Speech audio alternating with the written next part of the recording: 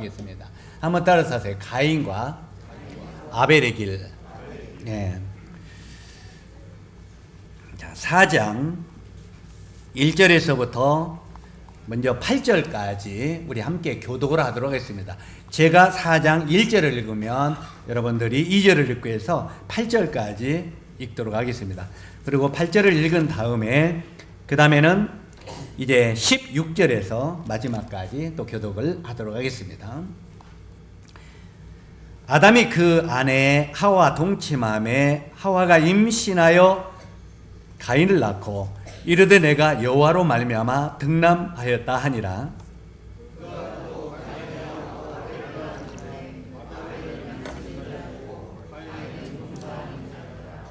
세월이 지난 후에 가인은 땅의 소산으로 제물을 삼아 여호와께 드렸고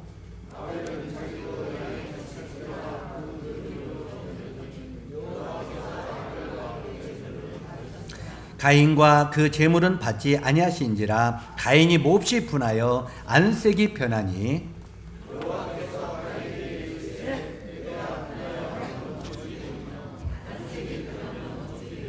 내가 선을 행하면 어찌 낯을 들지 못하겠느냐. 선을 행하지 아니하면 죄가 문에 엎드려 있느니라. 죄가 너를 원하나 너는 죄를 다스릴지니라.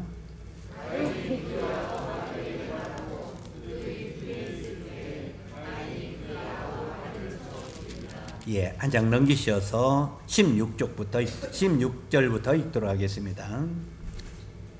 가인이 여호와 앞을 떠나서 에덴 동쪽 노 땅에 거주하더니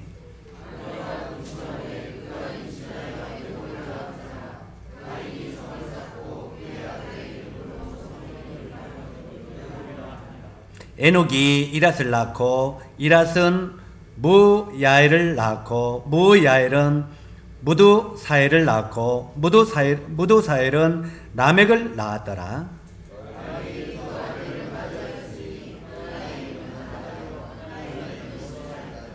아다는 야발을 낳았으니 그는 장막에 거주하며 가축을 치는 자의 조상이 되었고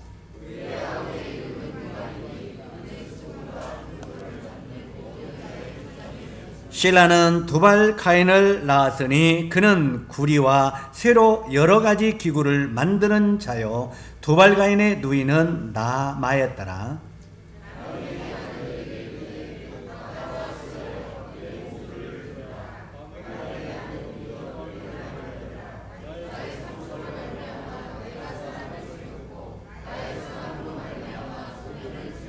가인을 위하여는 벌이 7배일진데 라멕을 위하여는 벌이 77배리로다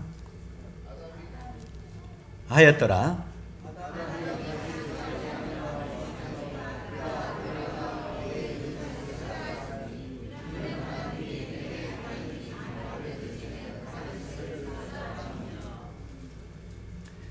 셋도 아들을 낳고 그 이름을 에노스라 했으며 그때 사람들이 비로소 여호와의 이름을 불렀더라.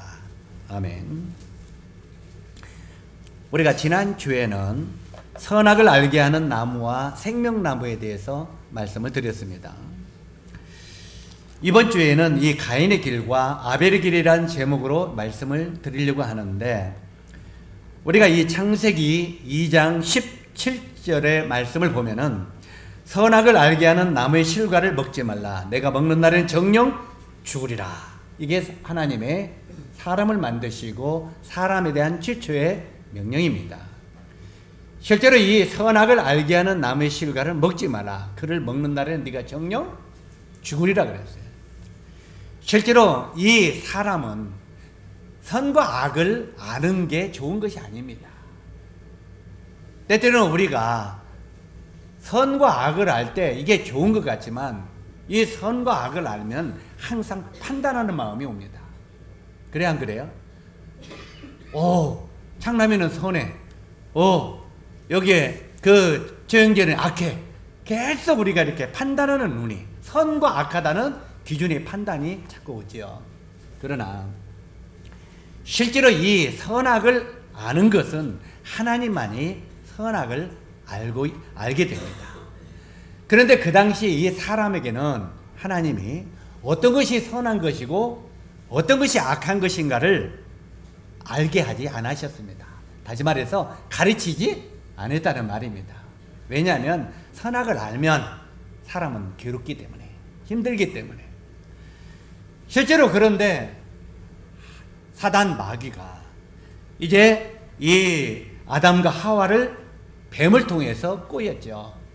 뱀을 통해서 꼬여가지고 선악과를 따먹게 했습니다.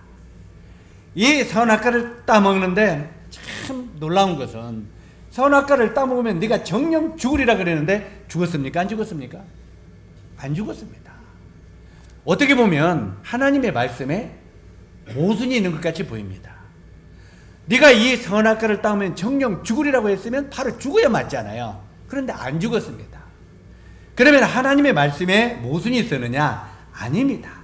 실제로 하나님의 말씀은 진리이기 때문에 그들은 선악과를 따먹는 순간 즉시 죽었습니다. 그러면 즉시 죽었는데 뭐가 죽었느냐면 원래 하나님이 흙으로 사람을 만드시고, 지난 시간에 말씀드렸죠. 흙으로 사람을 만드시고 그 코에 생기를 불어넣으시니 사람이 생명이 된지라. 다시 말해서 이 몸뚱아리는 하나님이 흙으로 육체를 만드시고 그 코에다가 푹 하고 생기를 불어넣으셨다는, 이 영을 불어넣으셨다는 말이에요. 그래서 사람을 가리켜서 영적인 존재다 이렇게 말을 합니다. 영적인 존재라는 말은 영을 가진 동물이다 이 말이에요.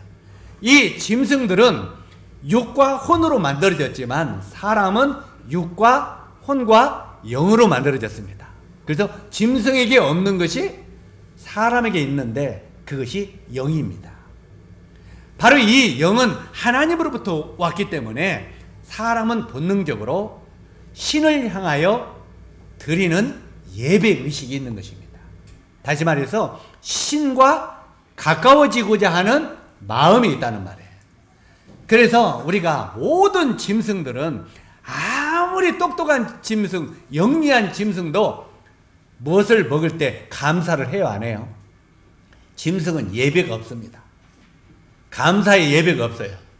짐승이 먹으면서 감사합니다 깽깽 합니까?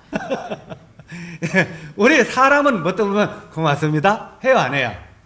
본능적으로 고맙습니다 이렇게 말하죠. 그러나 실제로 짐승은 감사의 표현을 하지 못합니다. 왜냐하면 짐승은 영이 없기 때문에 그렇습니다.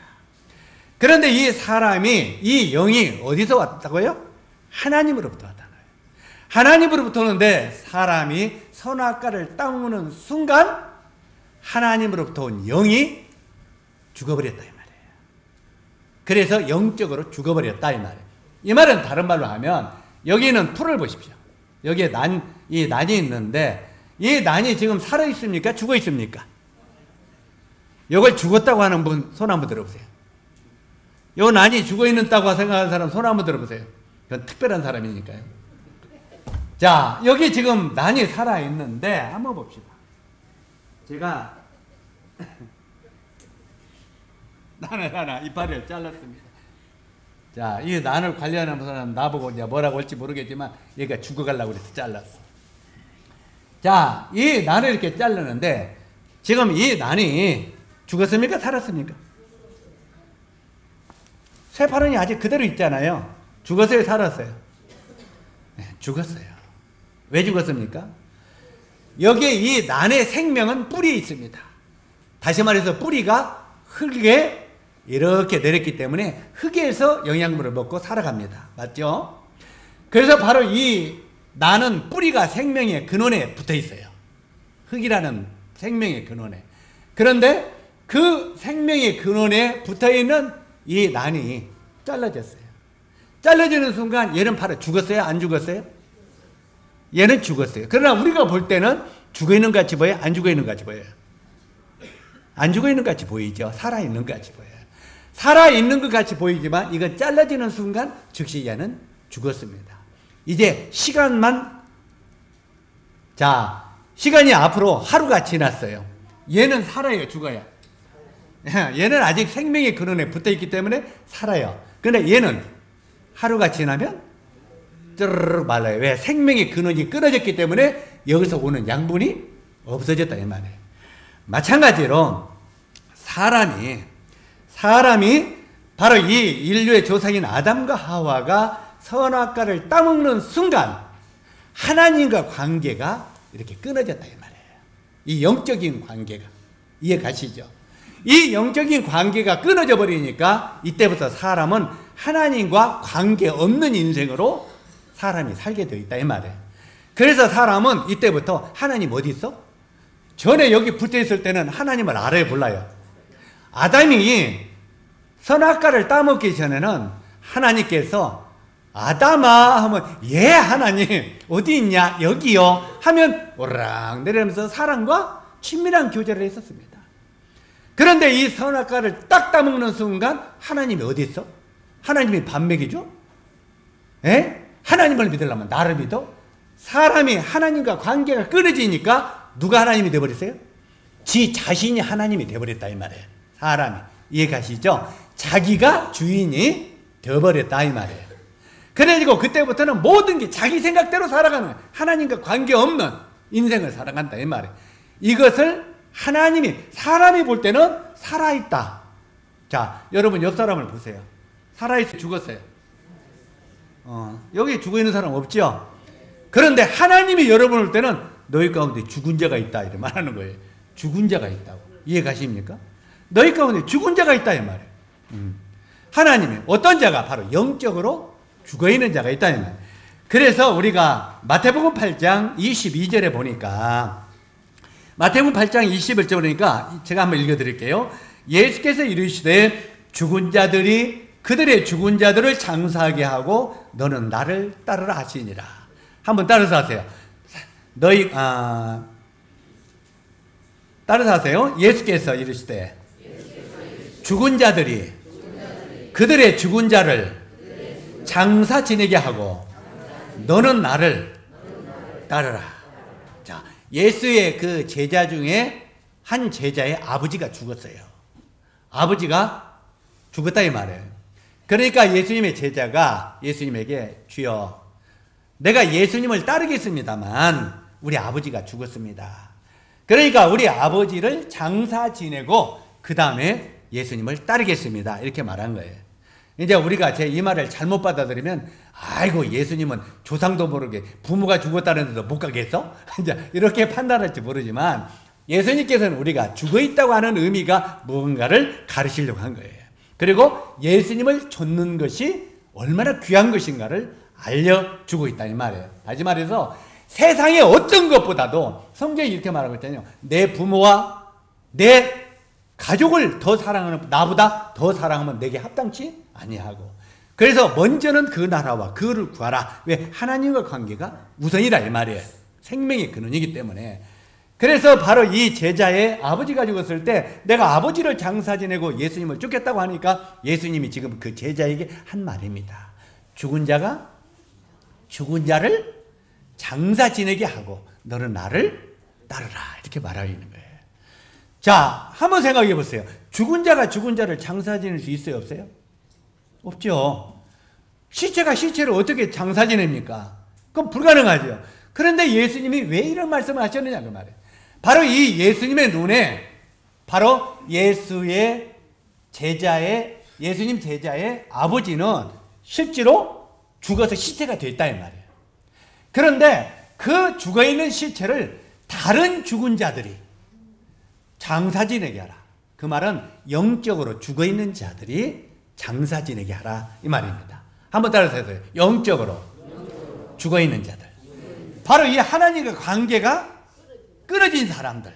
그러니까 이 세상에는 살아서 움직이고 돌아다니지만 하나님이 보실 때는 영적으로 죽어있는 그 자들이 죽어있는 너희 아버지를 장사 지내고 너는 나를 따르라. 이렇게 말한 거예요. 이해 가시죠? 그래서 실제로 우리 눈에는 우리가 전부 살아있는 사람으로 보이지만 하나님의 눈으로는 죽은 자와 살아있는 자가 있다는 말이에요. 그러면 우리가 구원받고 죄사함받고 구원받는다는 말이 뭔 말이냐? 이 잘라져 버린 하나님과 관계가 잘라져 버린 이것을 다시 적붙인다 이 말이에요. 적붙인다. 우리 적붙이는 거 아시죠? 적 안 붙여보셨어요? 저도 옛날에 감나무 적을 많이 붙여봤어요. 제가 젊을 때 우리 아버님에게 배워서. 그런데 감나무의 적을 부리면 원래 굼나무가 이렇게 있어요. 교업나무를 잘라버려야 합니다. 잘라가지고 이렇게 딱 잘라가지고 감나무 종자 좋은 것을 자릅니다. 그러면 감나무를 딱 자르면 이게 죽어있어요, 살았어요? 자르는 순간 죽습니다. 그죠? 그런데 그 죽어있는 감나무를 잘 잘라서 이 굼나무 딱 자른 데다가 그 이파리 이렇게 그 테두리에다가 똑같이 맞춰서 딱 쪼개서 붙입니다. 그리고 이제 비닐로 찡찡 갖고 초를 딱 붙여놓으면 이 굼나무에서 영양분이 그 줄기를 타고 올라옵니다. 올라와서 여기서 감나무에서는 잘라져서 죽었는데 굼나무에 적 붙이더니 여기서 살아나는 것입니다. 이해 가시죠? 다시 말해서 우리가 구원받는다는 말은 하나님과 관계가 끊어졌던 우리들, 하나님과 죄로 말미암아 선악과를 따먹고 그 후손들이 하나님과 관계가 끊어졌던 우리들이, 이렇게 끊어졌던 우리들이 어디에? 예수 그리스도 그분은 생명의 주인이에요. 왜야? 내가 곧 길이요 진리요 생명이라 그랬어요. 바로 예수 그리스도 그분이 생명이기 때문에 생명이신 예수님께 이 죄로 말미암아 죽어있는 우리가 다시 어떻게 해요? 적을 붙인다 이 말이에요. 적을 붙이면 이제 이 죽어있는 죄인에게서 예수님으로 적을 붙이니까 쓱 영양분이 오는데 어떤 영양분이 하면 살아있는 생명의 영양분, 예수의 영양분이 올라온다 이 말이에요. 이해 가십니까? 그래서 우리가 구원받았다는 것은 예수님과 더불어 살아간다는 말이에요. 그러니까 우리가 구원받았다고 말하면서도 예수님과 관계없는 삶을 산다면 그건 아직 적붙여진 게 아니다 이 말이에요.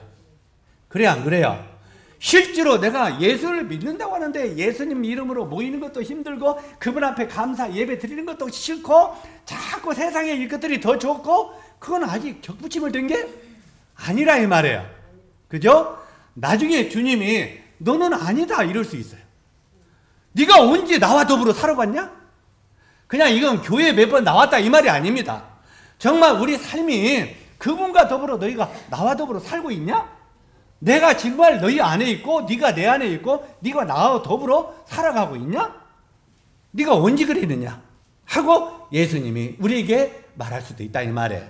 그래서 우리가 이 예수님 안에 주님이 뭐라고 했습니까? 요한복음을 보면 나는 포도나무요 너희는 가지니 너희가 내 안에 내가 너희 안에 거하면 너희가 많은 열매를 맺고 이렇게 말하고 있어요. 어디에 거하면?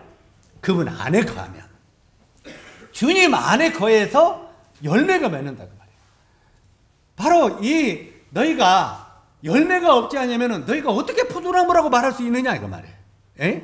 분명히 포도나무라고 심기는 심었는데 내가요 우리 김금도 형제님이 포도나무를 저기 여기다 심어놔서 근데 이제 가운데 포도나무도 나는 잘 가꿨죠. 포도나무인 줄 알고 다 가꾸는데 이상하니 줄기가 이상해. 뭔가 이상해.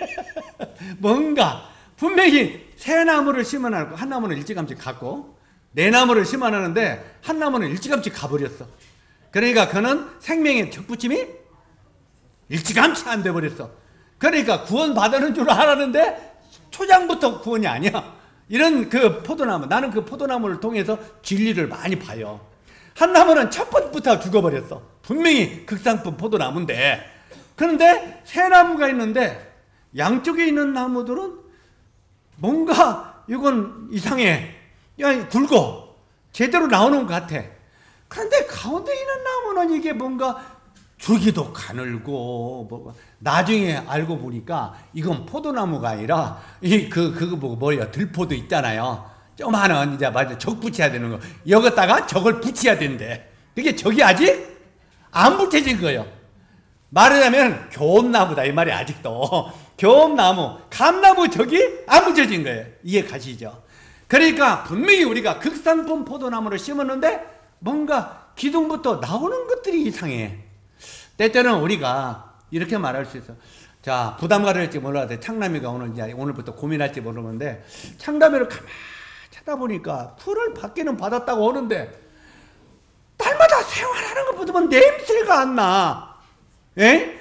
주님 앞에 찬양도 재미도 없고 말씀도 그냥 관심도 없게 달고 그냥 아무것도 주님과 관계없는 인생을 살아. 그러다 보니까 가만히 지나보면서 저 진짜 구원 받았어? 안 받았어? 뭔가 잘하기는 날마다 하기는 하는데 이상하니 그리스도의 냄새가 안 나. 에? 그런데 그래도 교회는 한 번씩 나와. 나중에 뭔가 이상해. 뭔가 냄새가 안 나. 뭔가 진짜가 아닌 것 같아. 그러면 나중에 뭐예요? 내가 너에게 극상품 포도나무를 심었는데 너희가 들포도를 맺히며 어찌미뇨? 하나님이 아시죠? 정말 우리가 예수 그리스도 생명으로 복음을 전해서 그가 구원받았다고 했는데 나중에 자라는 것은 들포도였다는 말이에요. 열매가 없더라 이 말이에요. 열매가. 이건 가짜일 수 있다 이 말이에요. 이해 가시죠? 정말 우리가 구원받고 받았다고 생각했는데 나중에 멸망으로 떨어지는 영혼을 제일 불쌍한 영혼이에요. 어떻게 보면요. 진짜 불쌍한 영혼이에요. 정말 내가 이제까지 구원받았고 주님 안에 거한다고 생각하고 주님 안에 내가 하늘나라에 간다고 생각했는데 나중에 보니까 아니야. 이보다 불쌍한 게 있어요 없어요?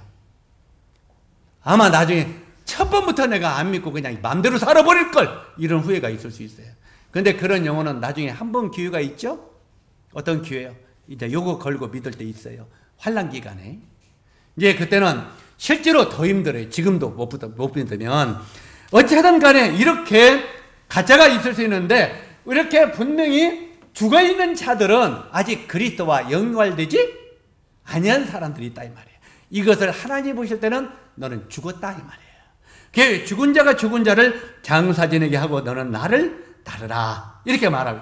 그리고 요한복음 6장 63절에 보니까 뭐라고 했느냐면 한번 따라서 하세요. 살리는 것은 영이니 육은 무익하니라. 자, 뭐가 살아나야 된다고요? 영이 살아나야 된다. 살리는 것은 영이니 육은 무익하니라. 내가 너에게 이른 말이 영이요 생명이라 이렇게 했어요. 그러니까 이게 죽어 있는데 살리는 것은 영이다 이 말이에요. 원래 하나님은 영이시라고 성경에 말하고 있어요. 그죠? 한번 따라서 하세요. 하나님은 영이시라. 하나님은 영이시 때문에 이 죽어있는 영, 하나님과 이 영의 관계가 끊어져서 죽어있는 영이 살리는 것은 이 죽어있는 영이 살아나야 된다는 거예요.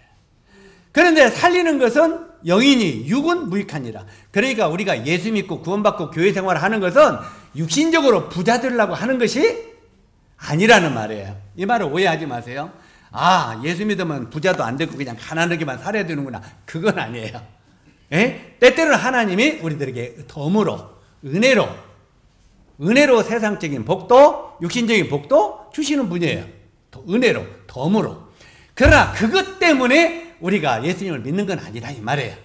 실제로 이 영이 우리가 예수를 믿는다는 것은 육신적으로 복받기 위하여 믿는 게 아니라 이 죽어있는 내 영이 살아나는 것이 예수 믿는 거다 이 말이에요. 살아나는 것. 그런데 이 살리는 것은 영이니 육은 무익하니라. 육신적인 것 때문에 우리가 예수 믿는 게 아니다 이 말이에요.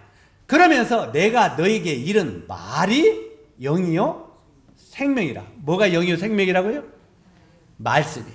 그래서 살아있는 하나님의 말씀, 곧 이 성경의 말씀이 영이요 생명이라 이 말이에요.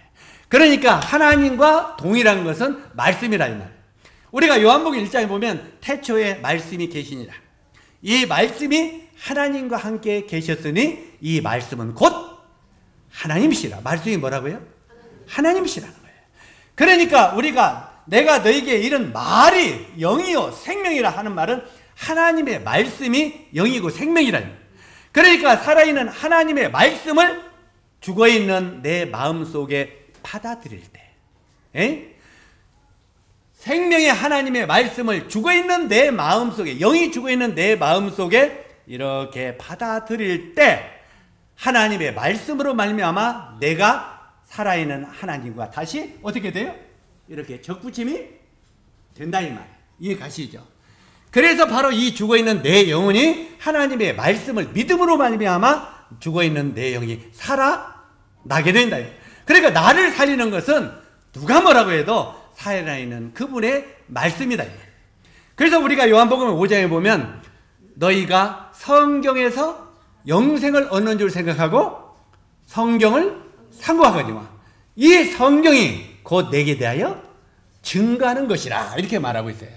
바로 이 성경에서 우리가 영생을 얻는 줄 생각하고 성경을 상고하라 그 말이에요. 그게 성경이 곧 누구에 대해서? 예수에 대해서 증거하는 것이다 이렇게 말하고 있습니다. 다 이렇게 될 때 죽어있는 내 영이 살아나는데 선악과를 따먹으로 말미암아 우리 죽어있는 영이 죽었다 그 말입니다. 자, 이제 다시 본문으로 들어가서 창세기 3장 7절에 보니까 이제 선악과를 따먹으니까 아담과 하와가 뭐가 됐어요? 여기 보니까 그들의 눈이 밝아졌다 이렇게 말했어요.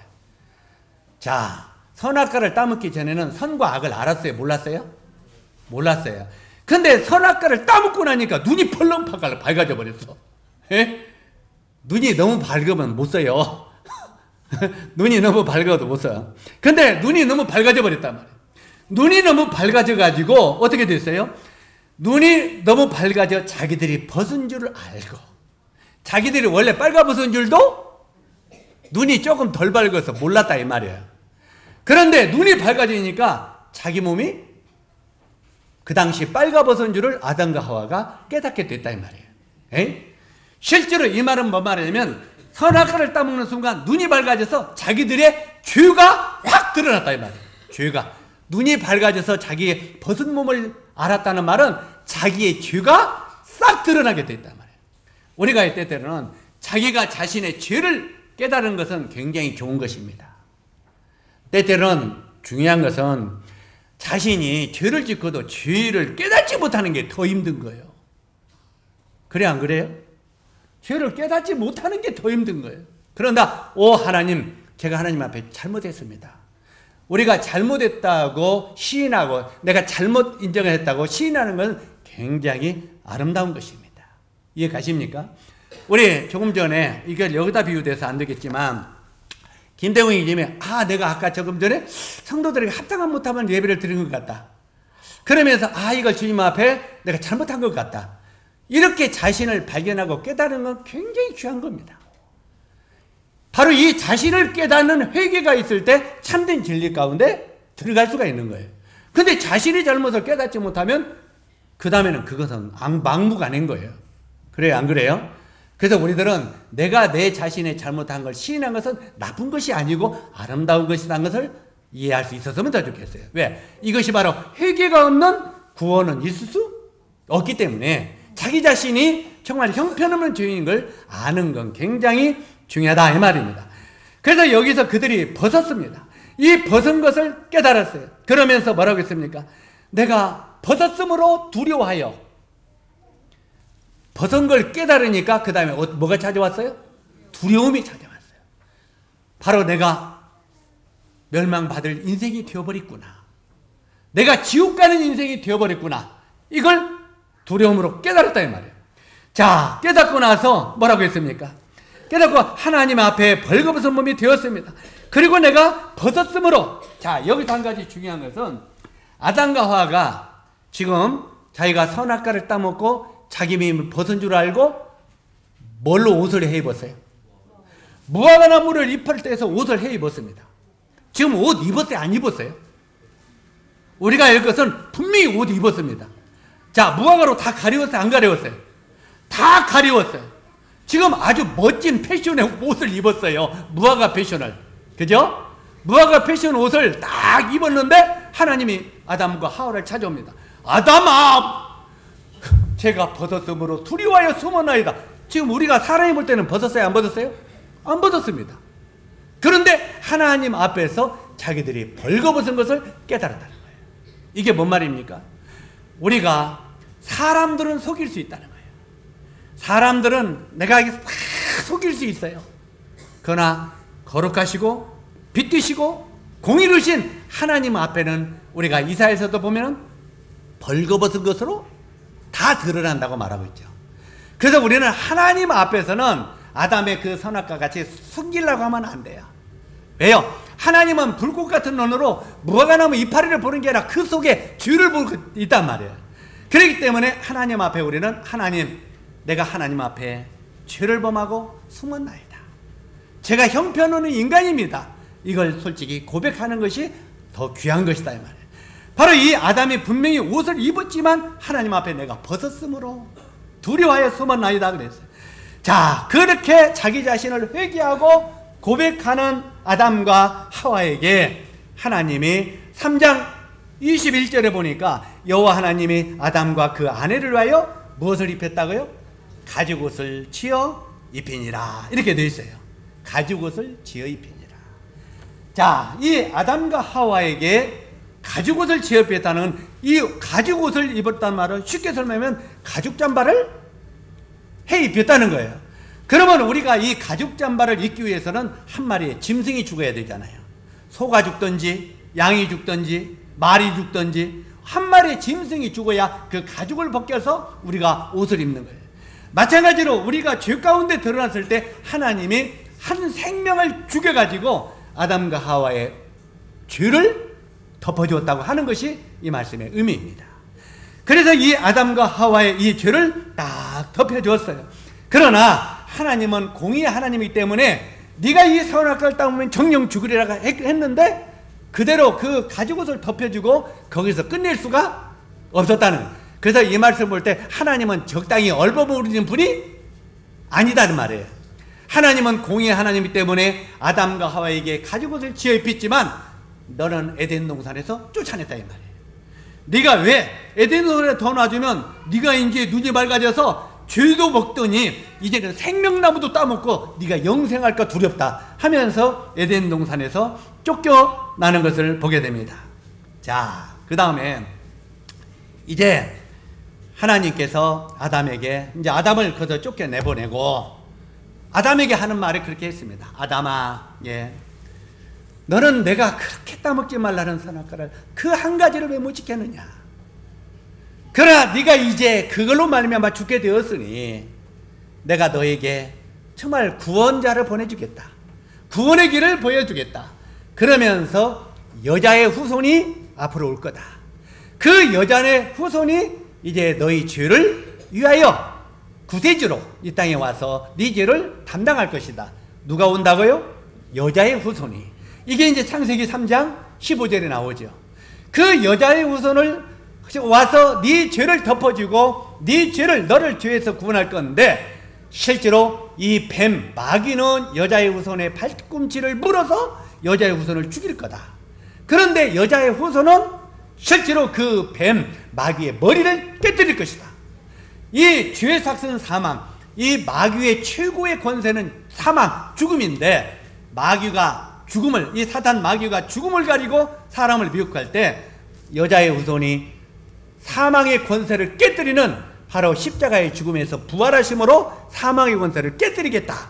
그리고 우리에게 영원한 소망을 주실 것이다. 이것을 창세기 3장 15절에 말씀하신 것입니다. 자, 이 말씀을 주니까 이 아담이 첫 번부터 하나님 말씀을 잘 기울여 들었으면 얼마나 좋았겠어요. 그런데 죄를 짓고 이제는 죽게 생겼으니까 그때는 귀를 이렇게 기울이고 들었어요. 그 전부터 잘 들었으면 얼마나 좋았어. 귀를 잘 들이고 뭔만 받으냐면 여자의 후손에서 구세주가 와? 요것만 딱 들어왔어. 누구의 후손? 여자의 후손에서. 그 당시는 하와라는 이름이 없었습니다. 그냥 아담의 아내는 여자예요. 여자. 그러니까 그때 이제 아담이 여자의 후손에서 구세주가 온다? 불러보니까 여자가 있어요, 없어요? 여자는 누구만 있어요? 자기 아내 혼자뿐이 없어. 그러니까 여보, 하나님께서 당신의 후손에서 구세주를 주신대. 구세주를. 그러면서 당신 이름을 오늘부터 하와라고 줄 거다. 하와라는 뜻은 생명이라는 뜻이에요. 당신의 후손을 통해서 하나님이 생명을 구원하는 구세주를 보내주시겠다. 이렇게 약속했으니까 당신이 생명이요. 그러니까 이제 하와는 따먹고 내 이름이 생명이구나. 내 이름이 생명이다. 그래가지고 이제 둘이 애를 낳았어요. 아담과 하와가 첫 번째 애를 낳았는데 하나님이 그 여자의 후손을 통해서 구세주를 준다고 하니까 딱 첫 아기를 낳으니까 아담이 생각할 때 이게 구세주다 생각한 거예요. 이게 구세주다.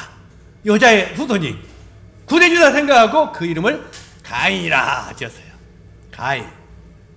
그 이름을 가인이라 지었는데 가인이라는 뜻이 뭡니까? 가인이라는 뜻은 우리가 이 성경에 보면 하나님의 약속을 얻었다 합니다. 한번 따라서 하세요. 하나님의 약속을 얻었다. 다시 말해서 하나님이 여자의 후손을 통해서 구세주를 준다고 하셨는데 그 하나님의 약속을 내가 얻었다 이 말이에요. 그래서 가인이라요. 그 가인이 원래 나쁜 이름이 아니에요. 하나님의 약속을 얻었다. 그런데 이 가인이 크면서 보니까 술도 마시고 담배도 피고 이상한 짓을 해. 그 당시 술 담배가 없었지만 지금 설명하기 쉽게. 자, 술도 마시고 담배도 피고 니나노도 그냥 이건 뚜벅이 큰단 말이야. 아무리 봐도 이건 구세주가 아니야. 그러니 답답해 안 답답해요? 하나님이 여자의 후손을 통해서 구세주를 준다고 하는데 아무리 봐도 가인이 구세주감이 아니야. 너무 이거 방랑자고 이게 아주 이게 못돼 먹었다 이렇게 자른다 이 말이에요. 그러니까 이 아담이 좌절을 했어요. 좌절하고 낙담했는데 두 번째 아들을 딱 낳았어. 두 번째 아들을 딱 낳으니까 네 이름을 아벨이라 칭하라. 따라서 돼. 아벨. 이 아벨이라는 뜻은 무슨 뜻이냐면 허무하다, 부질없다 이런 뜻이에요. 그래서 이 성경의 이 이름들 쭉 창세기부터 이름들을 쭉 흘러가면 연대기 성경이 됩니다. 그냥 성경 전체를 몰라도 그 이름의 뜻만 쭉 그 자식의 이름만 알아도 성경의 연대기가 쭉 나옵니다. 그래서 딱 나오니까 내가 여자의 후손 중에서 구세주를 얻을 줄 알았더니 그 기대가 부질없다. 그 기대가 허무하다, 무상하다. 그래서 그 두 번째 아들을 아벨이라 지어서 아벨이라는 말은 허무하다, 부질하다, 부질없다 이런 의미예요. 자, 그러는데 어찌하든 아담이 여기서는 이거 안 태어나는구나. 그래가지고 이렇게 지어놓고 그래도 하나님으로부터 내가 배운 것은 이 두 자식한테 계속 가르쳐야 되겠다. 그래가지고 그때부터 아담이 이 두 아들 가인과 아벨에게 뭘 가르쳤느냐. 자기들이 무화과나무 이파리로 계속 쥐를 가리고 발라고 했지만 안 돼요. 안 되는 걸 알았잖아요. 하나님이 짐승을 잡아 가죽옷을 짚어줄 때 쥐가 가려주는 걸 알았잖아요. 그래서 바로 이 짐승이 죽어야 되고 짐승의 피만이 우리 죄를 가릴 수 있다. 그리고 하나님이 이 예배를 받으신다. 짐승의 피를 가지고 나가는 제사를 하나님이 받으신다. 이것을 가인과 아벨에게 계속 가르친 거예요. 어렸을 때부터 가인과 아벨에게. 그런데 이놈 뭐 가인이라는 놈은, 가인이 우리 할아버지지만 조상이지만 바로 이 가인은 계속 이 아버지가 그렇게 가르쳐도 하나님의 말씀을 관심 없이 들어버려요. 하나님의 말씀도 관심 없고 아버지의 말도 관심 없어요. 관심 없고 그냥 지 생각대로 살아가는 거예요. 지 생각대로. 그래서 이 가인은 말씀을 떠나서 지 생각대로 살아가는 인생을 상징하는 거예요. 지 생각대로 살아가는. 그래서 이 가인은 계속 지 생각대로 살아가고 아벨은 가만히 귀를 기울여서 아버지 말을 귀를 기울였다 이 말이에요. 하나님은 양의 피해 제사를 받으시는구나. 양의 피해 제사를 받으시고 하나님이 우리 죄를 사시는구나. 이 아벨은 허무하다고 이름 지은 아벨은 그 말씀을 그대로 배웠고 그대로 마음에 새겼고 가인은 지 마음대로 따라갔다 이 말이에요. 자, 때가 되니까 이제 가인과 아벨이 이렇게 컸어. 이렇게 커가지고 이제는 하나님이 어느 날 너희들이 지금까지 잘 배웠냐? 예. 그러면 너희들이 배운 대로 하나님이 뭘 기뻐하는가? 하나님이 원하는 대로 제사를 드려봐라. 그러니까 예 하더니 가인은 뭘 지어드렸어요? 농사를 지었어요. 이걸 오해하지 마세요. 우리 김제는 농사 지는 분들이 많아가지고 농사 지는 건 하나님이 안 받으신다. 그 착각하면 안 돼요. 그게 아니라 행위의 제사를 드렸다 이 말이에요. 내 노력, 내 행위의 제사. 예? 여기서 보면 이 채소, 들의 채소 같은 건 안 받으셨다 보니까 우리는 이거 쌀 농사 지어서 안 드리면 안 되겠구나. 이건 안 받으시는구나. 이게 아니에요. 행위의, 자기의 애쓰는 노력의 대가로 하나님 앞에 드렸다. 하나님은 분명히 피해 제사를 받으신다고 했는데 행위의 제사를 가인이 드렸다 이 말이에요. 그런데 아벨은 하나님의 말씀에 따라 바로 이 피해 제사, 양의 제물을 하나님께 드렸다는 말입니다. 자, 여기서 보니까 이제 이렇게 들여다 보니까 하나님이 가인의 제사는 받았어요? 안 받았어요? 그럼 거절하고 아벨의 제사는 받으셨다 이 말이에요. 자, 여기서 보니까 하나님이 아벨의 제사를 기쁘게 받으셨어요. 너는 내가 가르치는 대로 하는구나. 내가 너에게 원하는 대로 하는구나. 그래서 아벨의 제사는 받으시고 가인아 너는 내가 그렇게 가르쳤지만 왜 안 하냐 하고 그 제사는 거절했다 그 말이에요. 자, 이렇게 되니까 5절에 보니까 가인이 분이 치밀어 올랐다고 그랬어요. 화가 치밀어 올라가지고 얼굴에 안색이 변했다는 거예요. 우리 때때로 마음속에 우리 형제 자매님들을 보면은 화가 치밀어 오르면 안색이 변하죠. 우리 윤선전 부처님 얼굴 보니까 그냥 이상하니 안색이 변하는 거 보니까 뭐가 분이 마음에 가득하네. 때때로 우리는 이 마음속에는 분이 나와요 안 나와요? 입과 얼굴의 형태로 나옵니다. 때때로는 우리가 이 얼굴이나 이 말로 막 분을 막 내는 거 이건 가인의 뒤를 따라가는 겁니다. 별로 아름다운 것은 아닙니다. 그래서 우리 형제 자님들은 화내지 말자. 따라서 하세요. 화내지 말자. 얼굴 붉히지 말자. 나도 가끔 얼굴을 붉혀요. 근데 얼굴 붉히는 건 이건 누구를 따라가는 거예요? 가인의 길을 따라가는 거예요. 그래서 그건 아름다운 게 아니에요. 자, 어떻든 이 가인이 막 얼굴을 분을 내면서 화를 내더니 혈색, 안색이 변해버렸다.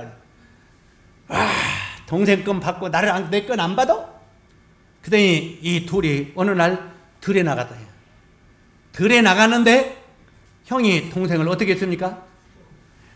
이 죽이기 전에 형이 안절부절하는 겁니다. 자기 건 안 받으니까 하니까. 그러니까 우리가 성경에 보니까 7절에 창세기 여기 4장 7절에 뭐라고 했습니까? 하나님이 가인에게 말합니다. 가인아, 너는 왜 그렇게 분을 내느냐? 내가 이제까지 너희 아버지를 통해서 뭘 가르쳤느냐? 내가 행위의 제사를 받지 아니하고 양의 피의 제사를 받는다고 피만이 너희 죄를 대속할 것이라고 내가 그렇게 너희에게 가르쳤느냐 안 가르쳤느냐? 그러면서 뭐라고 말하면 7절을 한번 보시기 바랍니다. 4장 7절 같이 한번 읽도록 하겠습니다. 시작.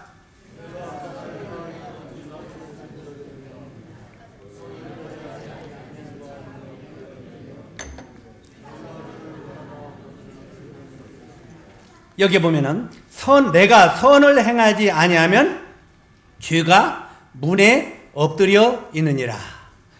네가 선을 행하기 원치 아니하면 죄가 문에 엎드려 있느니라. 이렇게 말하는데 이 말이 지금 이 구절의 말이 원어 성경에는 뭐라고 되어 있냐면 선한 제물을 드리려면 주의 제물이 내 문 앞에 엎드려져 있느니라. 이런 의미예요. 한번 따라서 하세요. 선한 제물을 드리려면 주의 제물이 내 문 앞에 엎드려 있느니라. 자, 이런 뜻이에요. 이게 원어 성경에. 다시 말해서 하나님이 가인에게 다시 하나님이 받으시는 내가 받는 제물을 다시 제시한 거예요. 그러면서 가인아, 더 쉽게 말하면 가인아, 너 농사 짓는다고 네가 양이 없다고 변명할 수 있지 않느냐. 그래서 너 양을 안 키워서 양 없다고 변명하지 마라. 내가 너를 위해서 너 집 문 앞에 내가 양을 한 마리 갖다 놨다. 이 말이에요. 쉽게 말하면. 이해 가십니까? 그러니까 핑계대지 말라 이 말이에요. 가인아, 네가 양을 안 키웠다고 나는 양이 없어서 못 들었습니다. 이런 원망하지 마라. 내가 너희 집 문 앞에 양을 한 마리 갖다가 엎드려 놓았다. 누가 준비했어요? 우리가 이것을 아브라함이 믿음의 조상인 아브라함이 이삭과 더불어 모리아산으로 올라갈 때 기억해 보세요. 이삭이 뭐라고 했습니까? 아버지, 불과 나무는 있거니와 어린 양은 하나님께 제사 드릴 어린 양은 어디 있나이까 물어봤어요? 안 물어봤어요? 그때 아브라함이 뭐라고 했습니까? 어린 양은 하나님이 자기를 위하여 준비하시리라. 이해 가십니까? 양을 누가 준비해요? 우리가 준비하는 게 아니라 하나님이 그 양을 준비해 놓는다. 그리고 하나님이 준비한 양을 번제로 드렸다라 이 말했죠. 실제로 하나님이 준비한 양을 가인아, 너희 집 앞에 내가 준비한 양이 있으니 그걸 드릴지니라 이 말이에요. 자, 그러면 이 가인이 예, 하나님 알았습니다. 가서 드릴게요 하고 가서 드리면 돼요, 안 돼요? 자기의 의가 아니라 하나님이 준비한 하나님의 의로 그 양을 갖다 드리면 되는데 거절했어요? 순종했어요? 이 말을 거절했다 이 말. 그런데도 가인은 하나님의 은혜를 거절하고 마귀의 길, 곧 사망의 길에 들어서고 말았다는 말입니다. 오늘날도 우리 모든 사람들 앞에 하나님의 어린 양, 하나님이 우리 죄를 위하여 구원받을 수 있는 어린 양을 하나님이 준비해 놓는다 이 말이에요. 그 어린 양이 누굽니까? 보라, 세상 죄를 지고 가는 하나님의 어린 양, 바로 예수 그리스도. 그 예수 그리스도, 그분은 하나님의 어린 양. 그 어린 양을 하나님이 준비해 놓는다 이 말이에요. 너희들은 그 하나님이 준비한 양을 내게 가지고 와라 이 말에 이해가시죠? 그런데 오늘날 많은 사람은 하나님이 준비하는 어린 양 예수 그리스도를 통해서 하나님 나라에 들어가려고, 믿음으로 들어가려고 하는 게 아니라 내 노력, 내 애씀, 내 열심으로 하늘나라에 가기 때문에 나는 네 예배를 받을 수 없고 너를 하늘나라에 내가 입성시킬 수 없다, 이렇게 말하는 거예요. 이해가시죠? 이게 바로 가인과 아벨의 길인 것입니다. 여기에 이 가인은 계속 사망의 길에 들어섰어요. 가인의 길은 육에 속한 자요 율법의 행위에 속한 자를 상징하는 것입니다. 우리가 갈라디아서 2장 16절에 보니까 사람이 의롭게 되는 것은 율법의 행위에서 난 것이 아니요, 그 다음에 갈라디아 3장 10절에 보니까 무릇 율법의 행위 아래 있는 자들은 저주 아래 있느니라, 이렇게 말하고 있어요. 어떤 율법을 열심히 지켜서 어떤 자기의 행위를 열심히 해서 하늘나라에 들어가려고 하는 자들은 저주 아래 있다 이 말이에요. 그래서 자기의 어떤 행위, 이걸로 드리는 것은 곧 가인의 길이기 때문에 그 길을 버리고 의의 길, 바로 이 아벨의 길은 어린 양 대신 예수 그리스도를 힘입어 들어가라 하는 말입니다. 실제로 로마서 10장 2절로 3절에도 보면 그들이 하나님께 열심히 있으나 올바른 지식을 따르는 것이 아니라 하나님의 의를 모르고 자기의 의를 세우려고 힘써 하나님의 의를 복종치 아니하였느니라 하고 말하고 있는 것을 봅니다. 그 다음에 이제 본문으로 다시 들어와서 8절에 보니까 가인은 동생 아벨을 들여나가 쳐 죽입니다. 이것이 최초의 살인입니다. 최초의 살인. 예? 형이 동생을 죽이는 최초의 살인. 이로 말미암아 하나님께 저주받은 가인은 땅에서 유리하는 자가 되고 죄로 말미암아 안식이 없고 초조하고 공허하게 살아가는 인생이 되었다는 말입니다. 오늘날 수없이 많은 사람들이 왜 유리하고 초조하고 안식이 없고 항상 불안전하게 인생을 살아가느냐? 바로 많은 사람이 가인의 길을 걷기 때문에 이렇게 초조한 인생을 살아간다고 말하는 것입니다. 자, 하나님이 이제 그 다음에 이제 정리를 좀 하겠습니다. 16절에 보면 이제 정리를 하면서 마지막을 정리하겠는데, 16절에 보면 이제는 가인이 이제 동생을 저죽이고 하나님으로부터 저주를 받았습니다. 그리고 이제 하나님으로부터 쫓겨나서 이제는 유리하는 자가 됩니다. 이 가인이 유리하는 자가 되어서 떠나가지고 이제는 이 가인이 놋 땅에 정착을 했다고 말하고 있습니다. 놋 땅. 이 에덴 동산의 동쪽으로 쫓겨나서 저쪽으로 가는 놋장에 정착하여 거기서 도시를 건설했다고 말하고 있습니다. 뭘 건설했다고요? 도시. 이 도시를 건설했는데 이것이 건축 문명의 기원입니다. 이 건축 문명. 요즘에 막 아파트 문명, 빌딩 문명, 이게 바로 이 가인 때부터 시작된 거예요. 가인이 건축 문명의 기원입니다. 이 가인은 또 아들을 낳았습니다. 가인이 아들을 낳아가지고 이름을 에녹이라 이렇게 지었습니다. 가인이 에녹이라고 지었는데 이 에녹이라고 하는 말은 창시라고 하는 뜻입니다. 새로운 창시. 멋지죠? 우리 박 대통령이 뭘 앞장 세웠어요? 창조 경제. 창조 경제. 이거 굉장히 위험한 말이에요. 예, 실제로 가인이 창조 경제라는 거예요. 창조. 예? 창조의 기원을 시작했단 말이에요. 하나님 없는 내가 창조를 하겠다 이 말이에요. 하나님 없는. 그래서 이 하나님 없는 창시라는 뜻이 에녹이라는 뜻입니다. 이 하나님 없는 새로운 창조를 시작하겠다는 뜻인데, 하나님을 떠난 가인의 후손에게 탐복할 만한 자들이 막 태어납니다. 마침 놀라운 자들이 태어나는데, 라멕에게 20절에 보니까 야벨이라는 아들이 태어납니다. 야벨이라는 뜻은 방랑자라는 뜻인데, 방랑자. 이 야발이라는 사람은 이 농축업의 창시자였습니다. 다시 말해서 오늘날 목축업, 소, 양 이런 거 키우는, 우리 저 다 키우는 분 있어요? 소 키우고 양 키우고 이런 목축업을 하는 사람 조상이 누군지는 알아야 돼요. 누굽니까? 야발이 이 목축업의 조상입니다.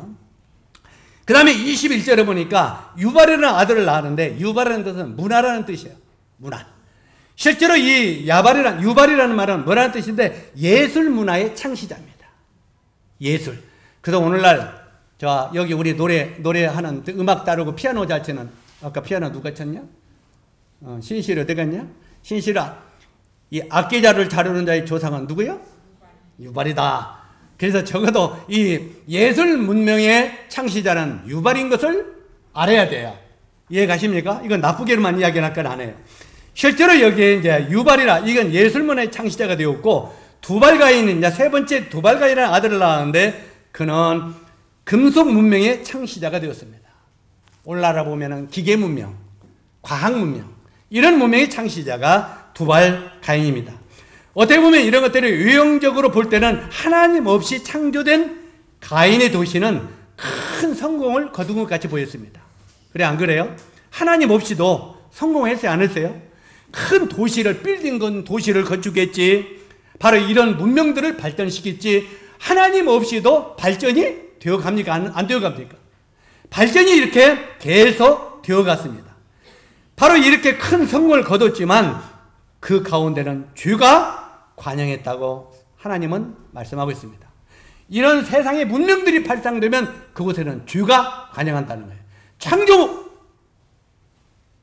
경제, 이게 발전하니까 뭐가 발생하던가요? 죄가 발생하죠. 죄. 창조 경제 속에 죄가 발생하는 거예요. 뭔가 새로운 창조 속에는 죄가 계속 엄청나게 커진다 이 말이에요. 새로운 것 속에는 부정부패가 들어가 있다 이 말이에요. 그래서 실제로 이 외형적으로 볼 때는 굉장히 큰 성공을 거뒀지만 그 가운데는 죄가 관영함으로 말미암아 하나님이 인간 지으심을 한탄하셨다고 말하고 있죠. 사람 지으심을 한탄하사 하면서 그 뒤에 어떻게 됐습니까? 25절 26절 쭉 보다 보니까 그 뒤에 보니까 나중에 노아의 홍수 때 하나님 없이 창조된 모든 것들은 노아 홍수 때 완전히 폐기 처분을 시켜버리고 말았습니다. 사람이 하나님 없이 아무리 발전된 것들을 만들어내도 결국은 그것은 하나님의 심판대 앞에 멸망당한다고 하는 것을 우리들에게 가르치고 있습니다. 그 다음에 마지막으로 25절로 26절을 보니까 그 죄악된 세상에서 하나님의 아벨 대신에 다른 씨를 주셨는데 그 이름을 셋이라 불렀더라 이렇게 말했죠. 셋이라 지었는데 그때 비로소 사람들이 여호와의 이름을 불렀더라 이렇게 되어 있습니다. 다시 말해서 원래는 아벨을 통해서 하나님이 놀라운 구원의 길을 열으려고 했는데 형이 동생을 죽임으로 말미암아 하나님이 그 밑에 셋이라는 아벨을 대신 또 자식을 주어가지고 그로 말미암아 하나님을 경외하고 하나님을 찾는 자들이 생겨나게 되었다고 말하고 있습니다. 자, 그렇다면 오늘날은 어떠는가 하고 마무리를 하도록 하겠습니다. 오늘날은 어떻습니까? 오늘날도 건축 문명, 농축 문명, 예술 문명, 기계 문명 이것들이 최고도에 달하는 그런 시대에 우리는 살고 있습니다. 그렇죠? 실제로 기계 문명은 어떻습니까? 여러분 요즘에 스마트폰 가지고 컴퓨터 가지고 우리 모든 걸 다 해요, 안 해요? 자, 요즘에 젊은이들은 스마트폰 하나 가지고 세상 모든 정보가 내 손 안에 있어이다. 한번 따라서 하세요. 모든 세상 정보가 내 손 안에 있어이다. 요 스마트폰 하나만 가지면 요 속에 다 나와요, 안 나와요? 요즘에 물어보면은 그래요. 야, 미국에서 제일로 사람이 많은 도시가 어디냐? 띡띡띡띡띡. 무슨 지요? 나와요, 안 나와요? 에? 너 저 뭐냐? 캄보디아는 몇 명이냐? 띠띠띠띠 몇 명? 나와요, 안 나와요? 그건 뭐가 제일 많냐? 띠띠띠 나와요, 안 나와요? 세상 모든 것이 내 손 안에 있어이다. 지금 시대가. 다시 말해서 이렇게 모든 것이 이렇게 최고도로 발전된 그런 시대에 우리가 살고 있지만 하나님 없이 창조된 이 모든 것들은 나중에 불로 폐기 처분된다고 성경은 말하고 있습니다. 옛날 노아의 시대 이전에는 그 엄청난 발전들이 노아의 홍수에 물로 폐기 처분되었지만 앞으로 이 세상에 모든 하나님 없이 세워지는 모든 문명들은 나중에 불로 멸망을 시킨다고 성경은 분명히 말하고 있습니다. 베드로후서 3장 6절로 7절을 읽도록 하겠습니다. 저를 따라서 하세요. 이제 하늘과 땅은 그 동일한 말씀으로 불사르기 위하여 간수하신 바 되어 경건치 아니한 사람들의 심판과 멸망의 날까지 보존하여 두신 것이니라. 지금 하늘과 땅은 이 세상의 모든 발전되는 것들이 엄청나게 최고도로 발전이 되지만 앞으로 하나님은 동일한 말씀으로 이 모든 것을 불로 불사르기 위하여 간수하신 바 되었다고 말합니다. 이 세상 모든 문명이 하루아침에 불사르게 된다는 것은 우리가 성냥불로 불사를 수 있겠습니까? 없지요. 우리 한국이 이렇게 나라가 그래도 최고 작지만 일개 미국의 주만 또 안 되지만 실제로 우리나라 같은 경우에 하루아침에 날려버릴 수 있습니다. 그래 안 그래요? 요즘에는 핵폭탄이라는 것이 등장해서 안 등장했어요? 핵폭탄이 지금 히로시마에 떨어져 있는 거 옛날에 히로시마에 떨어지는 거 그거 10배 되는 거 한국 땅에 하나만 떨어지면 한국 날아가 버립니다. 이해 가십니까? 핵이라는 건 무서운 것입니다. 그 핵의 그 불바다 속에 이 땅은 하루아침에 쑥대밭이 되어버린다고 말하고 있습니다. 하나님 없이 창조된 이 세상의 모든 것은 앞으로 불사르기 위하여 하나님께서 보존해 두신 바 되었다.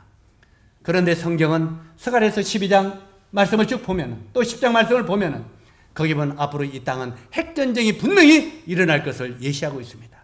그때 지구의 3분의 1의 인구가 죽고 또 두 번째 3분의 2 남은 중에 또 3분의 1이 죽고 3번 연속 엎드러지면서 지구의 수십 만한 인구들이 죽어간다고 말하고 있습니다.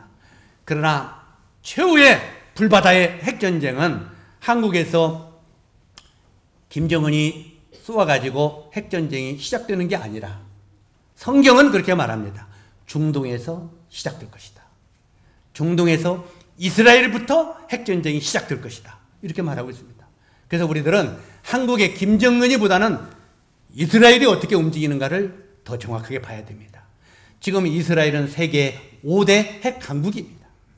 실제로 나중에 소련과 중국이 이스라엘을 때려 공격할 때 이스라엘이 소련과 러시아지요. 지금은 러시아와 중국을 이길 수 있는 힘이 없습니다. 그 이길 수 있는 힘은 핵뿐이었죠. 이북의 김정은이 죽기 살기로 핵을 만들려고 하는 이유가 그겁니다. 왜요? 다른 것으로는 이길 수가 없어요. 미국이나 러시아나 이런 데를. 요거 만들어야 돼요. 죽기 살기로 이걸 만들려고 그래요. 바로 그런데 이스라엘은 세계 초강대국입니다.